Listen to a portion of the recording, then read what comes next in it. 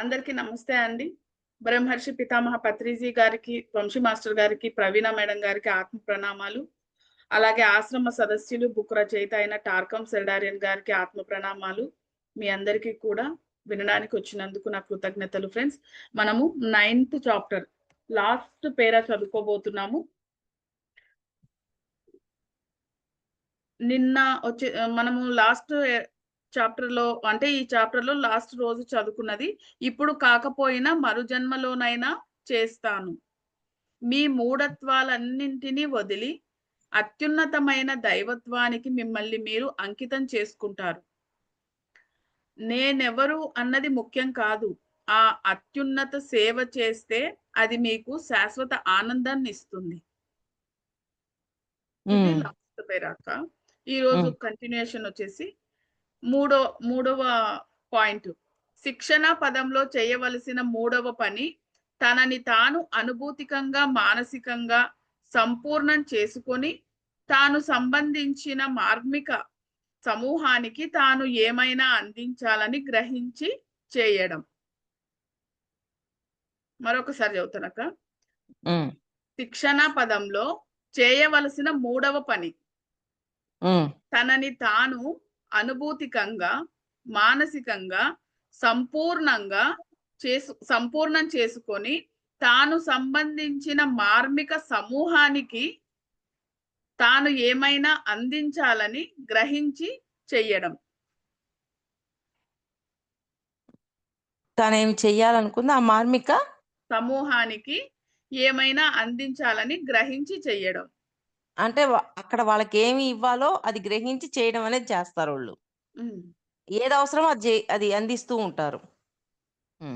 అతని దగ్గర ఇవ్వడానికి ఏదైనా ఉండి సమూహపు సౌందర్యాన్ని ఇనుమడింపజేస్తే అప్పుడు అది జాతికి సహాయపడుతున్న మాస్టర్ కు తోడ్పడుతుంది.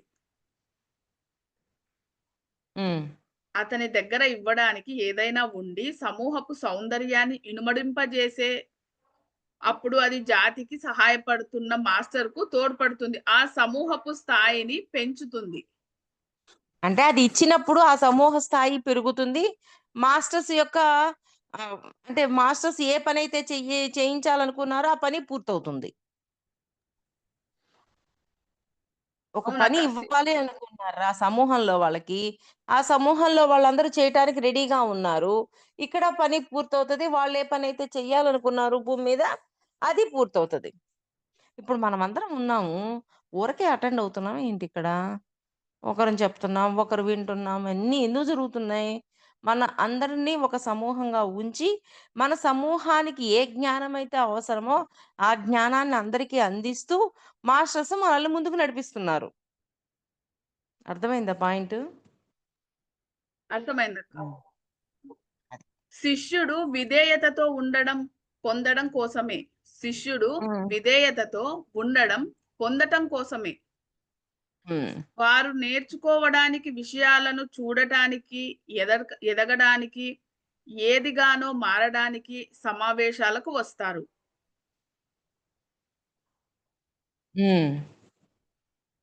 అది సరికాని ధోరణి. అది సౌందర్యం, మంచితనం, నిజాయితీ, స్వేచ్ఛ, ఉల్లాసం, ధనం, సంపదలను సమూహానికి సేవ ద్వారా అందించటం. అంటే సమూహానికి పైనుంచి మాస్టర్స్ అందించడం అనేది ఇక్కడ సమూహమే కాకుండా బయట వాళ్ళు కూడా దాన్ని గ్రహిస్తూ ఉంటారు కాబట్టి అందరికీ ఇన్ఫర్మేషన్ ఇస్తున్నారు వాళ్ళు. ఇంకొకసారి చదువుతాక. శిష్యుడు విధేయతతో పొందడం కోసమే. ఏం పొందడం కోసం అంటారు? జ్ఞానం అంటారా? అంతే. ఇంకేం గురువు నుంచి పొందేది జ్ఞానమే కదా. ఆ విధేయతే లేకపోతే శిష్యుడు పొందుతాడా జ్ఞానం గురువు నుంచి? వారు విషయాలను చూడడానికి, ఎదగడానికి, ఎదిగానో మారడానికి సమావేశాలకు వస్తారట. అది ఆ సమావేశాలకి వస్తూ ఉంటారు వాళ్ళు. అది సరికాని ధోరణి. అంటే ఎదగడానికి మారినామా లేదా అని చూడడానికి వాళ్ళు మళ్ళీ చదువు. అక్కడ సమావేశానికి అక్కడ ఆ పాయింట్ చదువు. ఆ ఆ! పాయింట్ చదువు. వారు నేర్చుకోవడానికి, విషయాలను హ్మ్. చూడడానికి, హ్మ్. ఎదగడానికి, హ్మ్. ఎదిగానో ఎదిగానో హ్మ్. మారడానికి హ్మ్. సమావేశాలకు వస్తారు. కానీ అది సరికాని ధోరణి అంటున్నాడు. హ్మ్. తర్వాత కూడా చదువు తర్వాత చెప్తా. అది హ్మ్. సౌందర్యం, మంచితనం, నిజాయితీ, స్వేచ్ఛ, ఉల్లాసం, ధనం, సంపదలను సమూహానికి సేవ ద్వారా అందించటం. అది చెయ్యనిదే మీరు మీ సమూహంలో భాగం కాలేరు. అంటే ఈ ముందు కొన్ని చెప్పారు చూడండి. చూడు.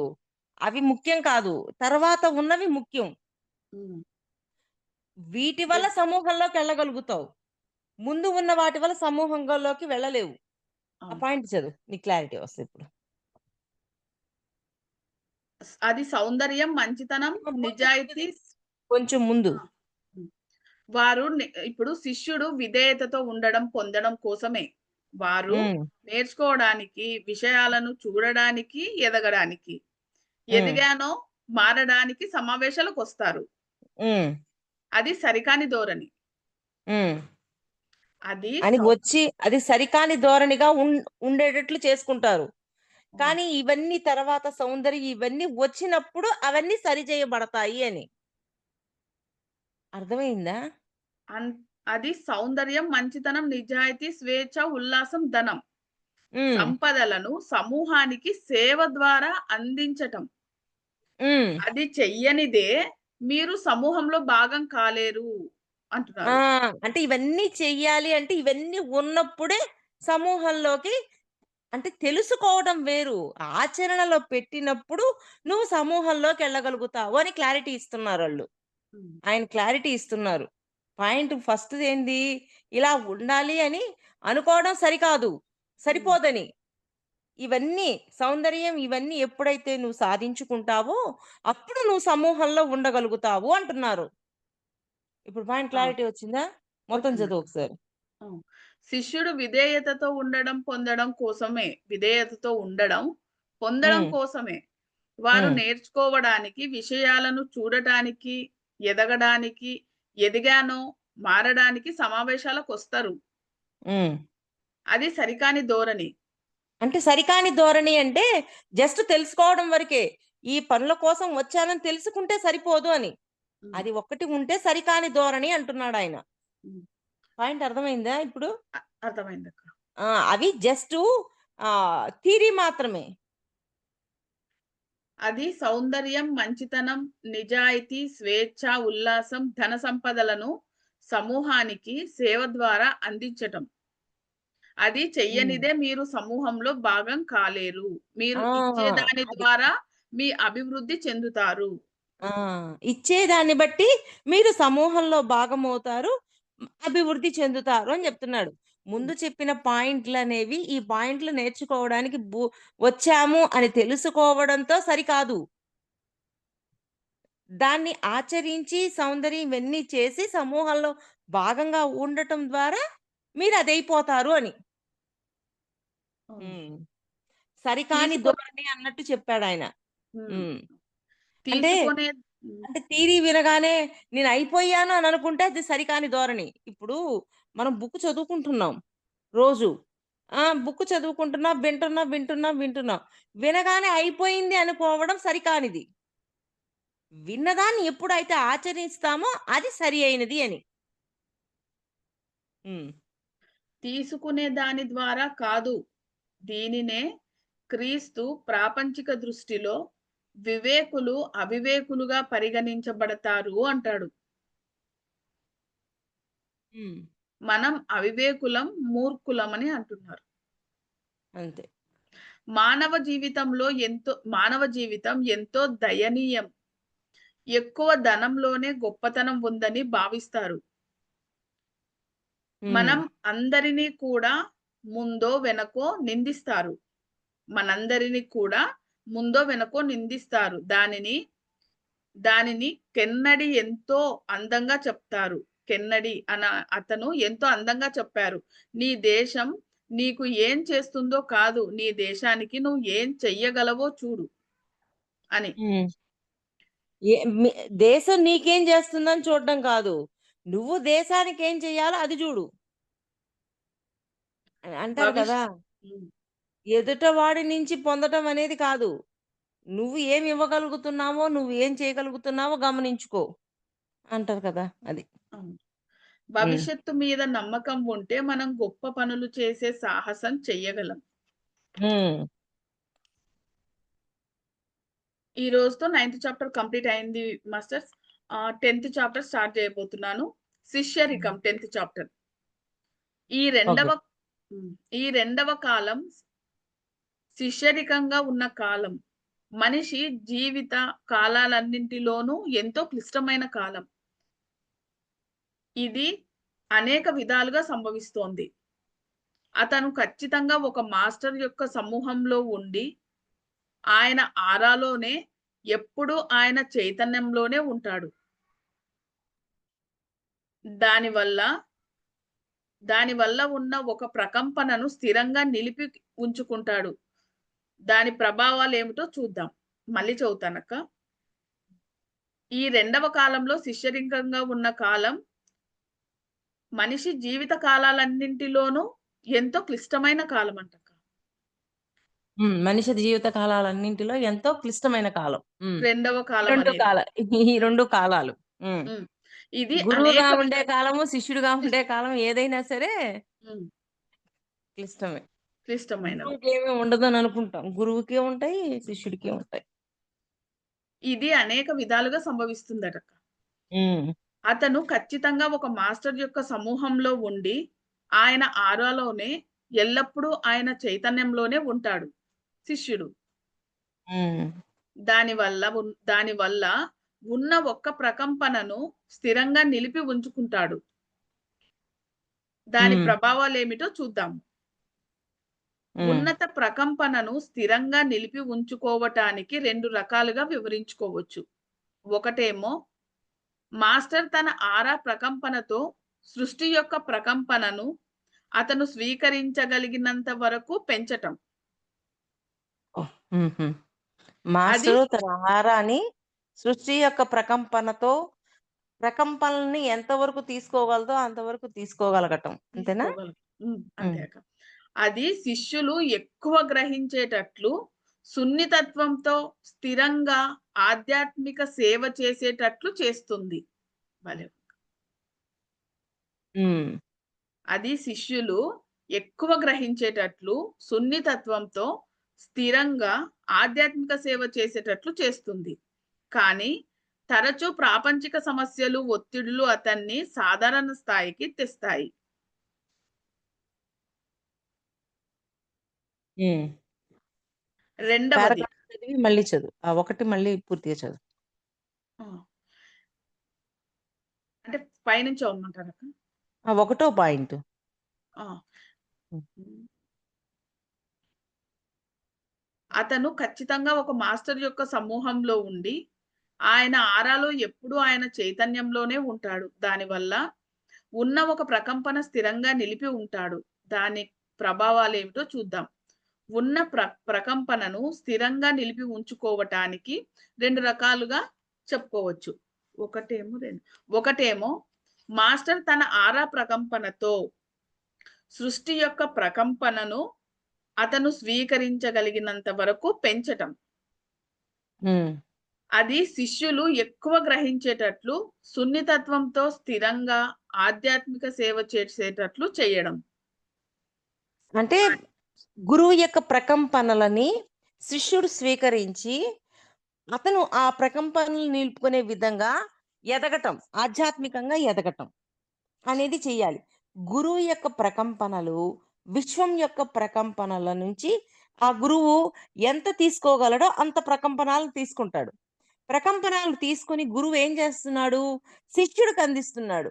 శిష్యుడికి ఆ ప్రకంపనాలను అందించటం ద్వారా, ఆ ప్రకంపనాలను సరిగా అంటే ఆ ప్రకంపనాలను ఏ విధంగా ఉపయోగించాలో దాన్ని ఉపయోగించేటట్లుగా శిష్యుడు ఉండగలగడం. 2 కోణాలు. హ్మ్. అంటే మనము కానీ అంతకుముందు చెప్పుకున్నాం గదా! పైనున్న సౌర దేవతల నుంచి శక్తిని తీసుకోవటం అని, ఆ శక్తిని ఇక్కడ ఉన్న వాళ్ళందరికీ అందిస్తాడు. మెయిన్ ఇక్కడ శంబాల ఉంది. శంబాలాని శంబాలాలో ఉన్న మాస్టర్సు పైన సౌరమండలంలో నుంచి ఉన్న మాస్టర్స్ నుంచి జ్ఞానాన్ని, శక్తిని పొంది ఇక్కడ భూమి మీద ఉన్న వాళ్ళందరికి అందిస్తారు. అలాగే గురువు కూడా విశ్వంలో ఉన్న ప్రకంపనలను తీసుకొని ఎంత తీసుకోగలడో అంత తీసుకొని శిష్యుడికి అందించడం ద్వారా శిష్యుడు ఆ ప్రకంపనల్ని అంటే అందరికీ అందించడము, లేకపోతే దాన్ని బ్యాలెన్స్ చేయటము అయన్నీ చేయగలుగుతాడు. అది. హ్మ్. కానీ తరచూ ప్రాపంచిక అందుకే సమస్యలు, కదా! ఒత్తిడులు పత్రిజీ సార్ ఆరాలోకి పోగానే మార్కులొచ్చేసినియి అంటారు. అవును. అప్పటిదాకా ఒక క్వెషన్‌తో పోయిన వాళ్ళు, పత్రి సార్ ఆరాలోకి పోగానే ఇంకో క్వెషన్ లేదు, ఏం లేదు. వంశీ సార్ ఆరాలోకి పోయినప్పుడు కూడా క్వెషన్ లేదు, ఏం లేదు. ఎందుకంటే వాళ్ళ ప్రకంపనలు విశ్వం యొక్క ప్రకంపనలతోటి కనెక్ట్ అయ్యుంటాయి. అందుకని.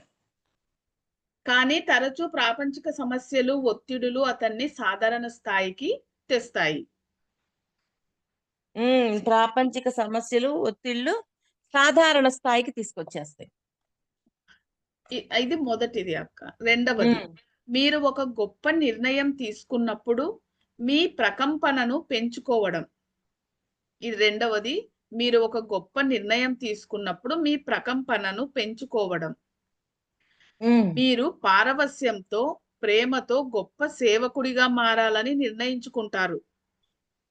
దానికోసం భౌతిక, అనుభూతిక జీవితాలను సౌందర్యభరితం చేసుకోవాలని ఒక గొప్ప సమూహాన్ని చేరి అక్కడ సేవ చేస్తానని వాగ్దానం చేస్తారు. హ్మ్. ఈ ప్రకంపన, ఈ ఉన్నతీకరణ, ఈ ఉన్నత పౌనపుణ్యాలు మీరు ఒక గొప్ప దర్శనంతో ప్రేరణ పొందినప్పుడు వస్తాయి. హ్మ్. ఉన్నత ప్రకంపనలో మీరు మాస్టర్ యొక్క ప్రణాళిక, దానిలో మీ కర్తవ్యాన్ని చూడగలిగిన చైతన్య స్థాయి, మీరు దానిలో నిలిచి ఉంటానని మీ అంతరంగంలో వాగ్దానం చేసుకుంటారు. ఒక్కొక్క లైన్ చదువు. హ్మ్. రెండవది, మీరు ఒక గొప్ప నిర్ణయం తీసుకున్నప్పుడు మీ ప్రకంపనను పెంచుకోవడం.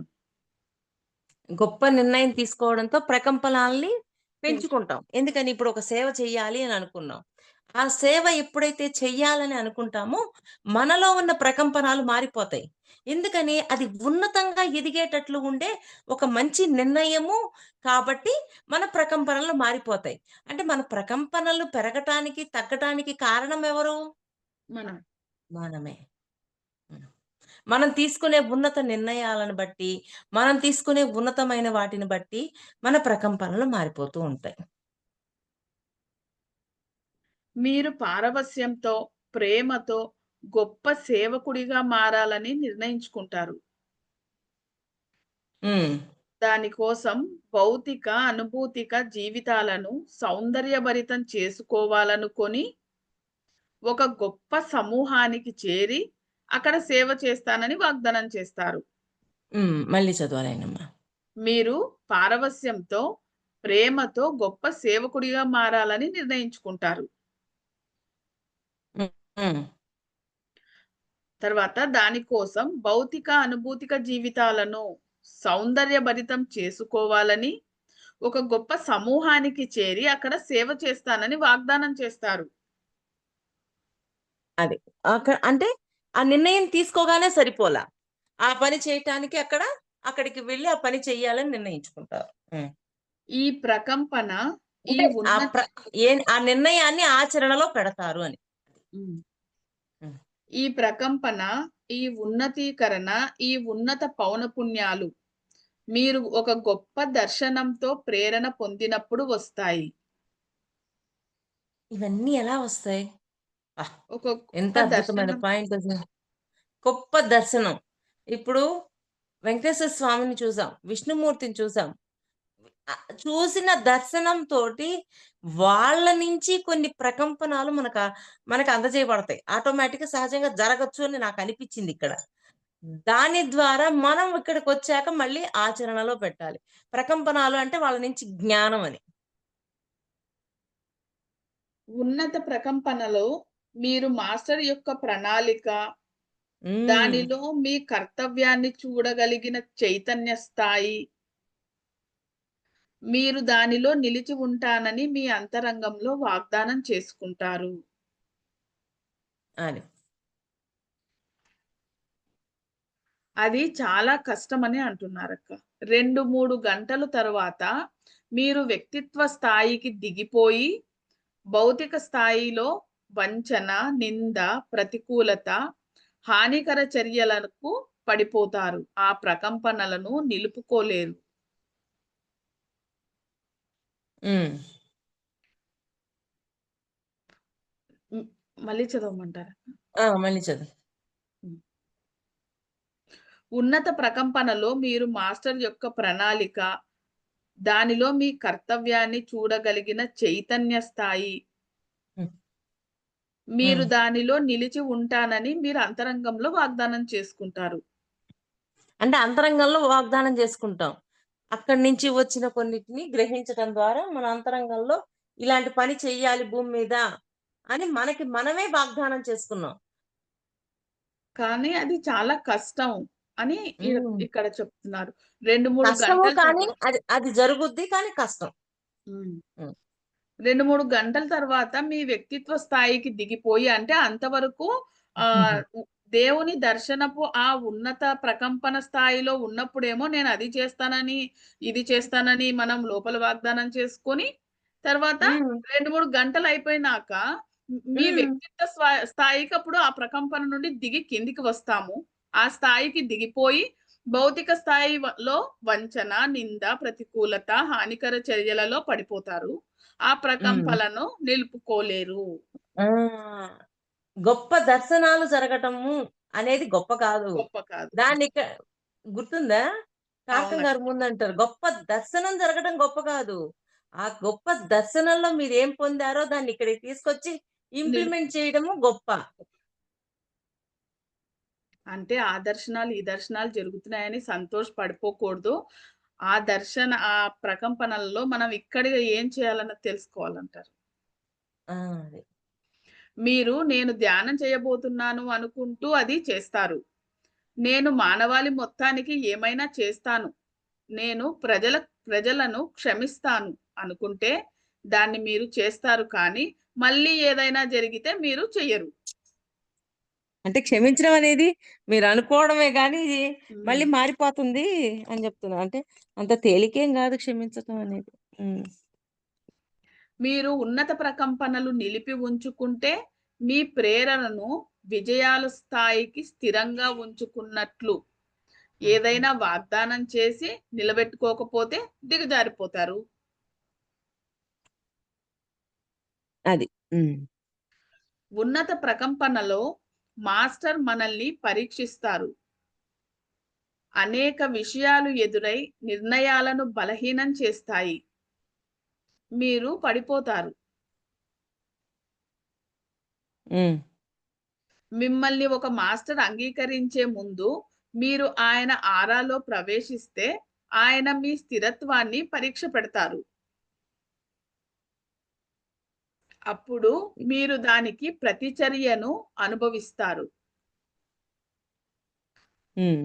ఆయన ఆరా చాలా బలమైనది. కనుక అది మీ భౌతిక, అనుభూతిక మనోశరీరాలను ఎదుర్కొని నాశనం చేస్తుంది. హ్మ్. ఆయన మిమ్మల్ని తన ఆరాలోకి తీసుకొని, మిమ్మల్ని శిష్యునిగా అంగీకరించే ముందే, ఏది ఎలా జరిగినా మీ మాట మీద ప్రేమ మీద నిలబడతారని రుజువు చేసుకోవాలి. మళ్ళీ చదువమ్మా. ఆయన మిమ్మల్ని తన ఆరాలోకి తీసుకొని, మిమ్మల్ని శిష్యునిగా అంగీకరించే ముందే, హ్మ్. ఏది ఎలా జరిగినా మీ మాట మీద, ప్రేమ మీద నిలబడతారని మీరు రుజువు చేసుకోవాలి. అంటే మనం రుజువు చేసుకున్నప్పుడు ఆయనకి అర్థమవుతది. ఆయనకి అర్థం అవ్వాల్సిన అవసరం లేదు. రుజువు చేసుకున్నప్పుడు మనం ఆ పని పూర్తి చేస్తాం. అది. హ్మ్. ఇప్పుడు మార్గంలో ఏది చే అక్కడ అదంతా చేయటం గూడా మన కోసం మనమే గదా! చేస్తున్నాం. ఎవరి కోసమో చేయటంలా. మన కోసం మనమే చేస్తున్నాం కాబట్టి, అలాగ తెలుసుకున్నప్పుడు మనం ఆచరణలో పెట్టగలుగుతాం. కానీ గొప్ప దర్శనం జరగటం గొప్ప కాదు. ఆ గొప్ప దర్శనం ద్వారా పొందిన జ్ఞానాన్ని భౌతిక తలంలోకి వచ్చినాక కూడా ఇంప్లిమెంట్ చేయడమే గొప్ప. మార్గంలో స్థిరంగా ఉండడం మిమ్మల్ని అధిష్టానం వైపు నడిపిస్తుంది. హ్మ్. అధిష్టానంలోని వారందరూ స్థిరంగా ఉంటారు. ఒకసారి మీ జీవితాన్ని మానవాళికి అంకితం చేస్తే మీరు ఇక వెనుతిరిగి చూడరు. అప్ ఒకసారి మీ జీవితాన్ని జీవితాన్ని మానవాళికి మానవాళికి అంకితం చేయాలా? అంకితం హ్మ్. చేస్తే ఇక వెనుతిరిగి చూడరు. ఇక వేరే మార్గం కూడా లేదు. అంతే. స్థిరంగా ప్రేమించడానికి, సేవ చేయడానికి, ఆదర్శంగా జీవించడానికి, ధ్యానం చేయడానికి కావలసిన కృషి అంతా చేస్తారు. స్థిరంగా స్థిరంగా ప్రేమించడానికి, సేవ హ్మ్. చేయడానికి, హ్మ్. ఆదర్శంగా జీవించడానికి, ధ్యానం చేయడానికి హ్మ్. కావలసిన కృషి అంతా చేస్తారు. హ్మ్. కావాల్సిన కృషి అంతా చేస్తారు. చేస్తాం. అది.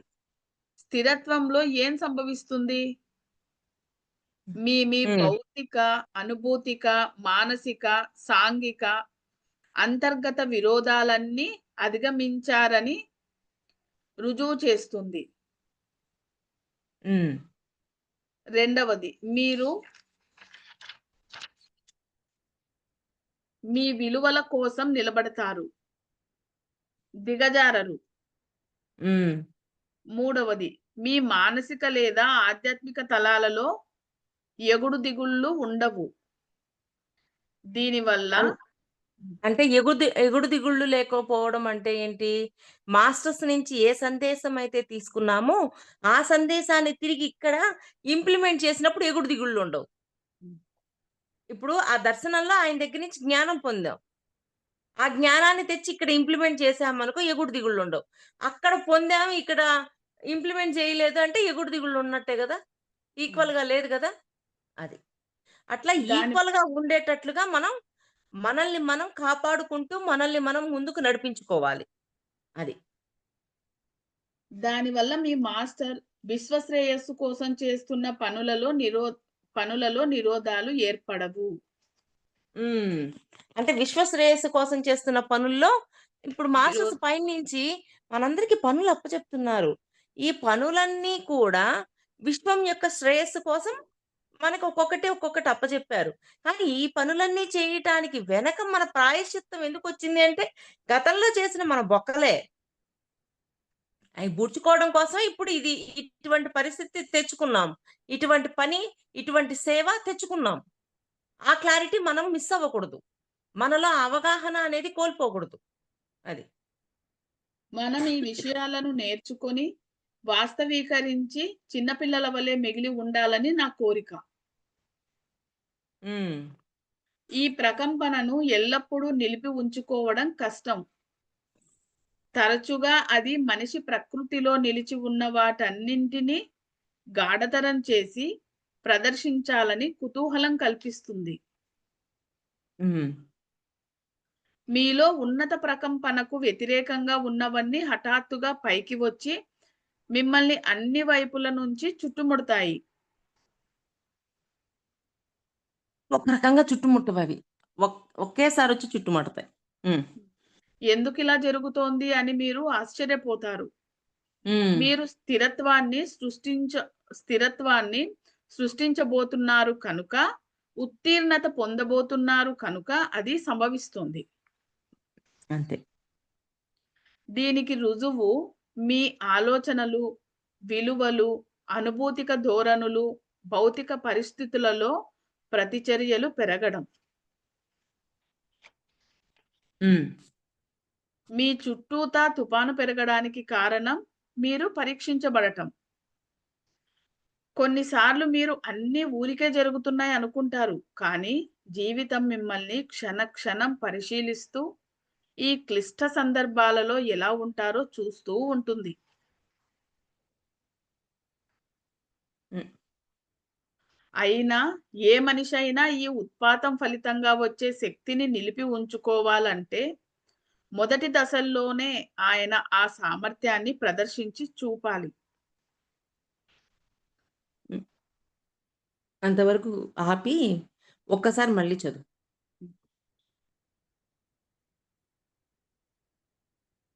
ఎక్కడి నుంచి చదవమంటారు? ఎక్కడి నుంచి చదవమంటారు? దీన్ని ఒక 4 లైన్స్, 5 లైన్స్ పైన నుంచి చదువు. ఆ! మీలో ఉన్నత ప్రకంపనను వ్యతిరేకంగా ఉన్నవన్నీ హఠాత్తుగా పైకి వచ్చి మిమ్మల్ని అన్ని వైపుల నుండి చుట్టుముడతాయి. అంటే ఉన్నత ప్రకంపనలు ఏం చేస్తాయి? మనలో ఉన్న కింది ప్రకంపనాలన్నింటిని ఒక్కసారిగా బయటికి తీసుకొస్తాయి. ఇప్పుడు మనము ఇలాగ ఉండాలి, నేను ఎవరిని విమర్శించకూడదు అని నేను గట్టిగా అనుకున్నాను. అవమానించకూడదు అని గట్టిగా అనుకున్నాను. అనుకున్న తర్వాత ఏమవుతుంది? నేను విమర్శించినవి, అవమానించినవి అన్ని ప్రకంపనలు ఒక్కసారి బయటకొస్తాయి. నేను గతంలో చేసినయన్నీ బయటకొస్తాయి. ఓహో! గతంలో ఇవన్నీ చేశానా అని అప్పుడు రియలైజ్ అవుతూ క్షమాపణ చెప్పడం ద్వారా వాటినన్నిటిని జీరో చేసుకుంటాను. ఈ ఉన్నత ప్రకంపనే లేనప్పుడు, ఇలాగ వెళ్ళాలి అనే కోరికే లేనప్పుడు, మనం ఎక్కడ ఎళ్ళగలుగుతాం? ఇవన్నీ ఎప్పుడు క్లియర్ చేయగలుగుతాం? అది. పాయింట్ ఎందు అర్థమైందా? అర్థమైంది. హ్మ్. ఎందుకిలా జరుగుతోంది అని మీరు ఆశ్చర్యపోతారు. హ్మ్. మీరు స్థిరత్వాన్ని సృష్టించబోతున్నారు కనుక, ఉత్తీర్ణత పొందుతున్నారు కనుక అది సంభవిస్తుంది. మరి ఈ, ఈ విమర్శించటం, అవమానించటం అనే ప్రకంపనలు జీరో చేసేసాము అంటే, మనం ఉత్తీర్ణులయ్యామా లేదా? అది జరగాలి అంటే మనం అక్కడ తెలుసుకోగలగాలి. ఈ కిందగా ఉన్న ఈ ప్రకంపనలన్నీ బయటకొచ్చినప్పుడు, మనం అది తెలుసుకొని, వాటిని బ్యాలెన్స్ చేసేసేయాలి. రియలైజేషన్‌తో జీరో చేసేసి, మనం దాన్ని బ్యాలెన్స్ చేయాల. ఎందుకని మళ్ళీ కొత్తగా ఇటువంటియి ఇవ్వకుండా మనం జీరో చేసేస్తున్నాం. అప్పుడు మనము ఆ ఉన్నత ప్రకంపనలోకి వెళ్ళిపోతాం. ఎందుకని? ఈ కింది ప్రకంపనలన్నీ క్లియర్ చేసేస్తున్నాం గదా! అందుకే సార్ అంటారు. ధ్యానం చేసే కొద్దీ, సాధన చేసే కొద్దీ, ఈ సజ్జన సాంగత్యం వీటిల్లో ఉండే వాళ్ళ యొక్క హృదయము ప్యూర్‌గా ఉంటది. చాలా ప్యూర్‌గా ఉంటదనమాట. చాలా సెన్సిటివ్‌గా అయిపోతది. ఎందుకని ఆ ప్యూరిటీలోల. అలాగా ఆ ఉన్నత ప్రకంపనలోకి వెళ్ళే కొద్దీ, వెళ్ళే కొద్దీ మనం అంత ప్యూరిటీలోకెళ్ళిపోతూ ఉంటాం. హ్మ్. దీనికి రుజువు మీ ఆలోచనలు, విలువలు, అనుభూతిక ధోరణులు, భౌతిక పరిస్థితులలో ప్రతిచర్యలు పెరగడం. హ్మ్. మీ చుట్టూ తుఫాను పెరగడానికి కారణం మీరు పరీక్షించబడటం. హ్మ్. మీరు కొన్నిసార్లు మీరు అన్నీ ఊరికే జరుగుతున్నాయి అనుకుంటారు కానీ, జీవితం మిమ్మల్ని క్షణక్షణం పరిశీలిస్తూ, ఈ క్లిష్ట సందర్భాలలో ఎలా ఉంటారో చూస్తూ ఉంటుంది. మళ్ళీ చదువు లైను. కొన్నిసార్లు మీరు అన్నీ ఊరికే జరుగుతున్నాయి అనుకుంటారు. హ్మ్. కానీ, జీవితం మిమ్మల్ని క్షణక్షణం పరిశీలిస్తూ, ఈ క్లిష్ట సందర్భాలలో ఎలా ఉంటారో చూస్తూ ఉంటుంది. ఆ! అది. క్లిష్ట పరిస్థితులే లేకపోతే మనం ఎంత ఎదిగాము, ఎంత ఉత్తీర్ణంలో ఉన్నాము, ఇవన్నీ మనకెట్లా తెలుస్తాయి? అందుకని క్షణ క్షణం ఇవన్నీ జరుగుతూనే ఉంటాయి. ప్రతి క్షణం జరుగుతూనే ఉంటాయి. అయినా ఏ మనిషైనా ఈ ఉత్పాతం ఫలితంగా వచ్చే శక్తిని నిలిపి ఉంచుకోవాలంటే, మొదటి దశల్లోనే ఆయన ఆ సామర్థ్యాన్ని ప్రదర్శించి చూపాలి. హ్మ్. అంతే. Stop okay. చేయి. హ్మ్.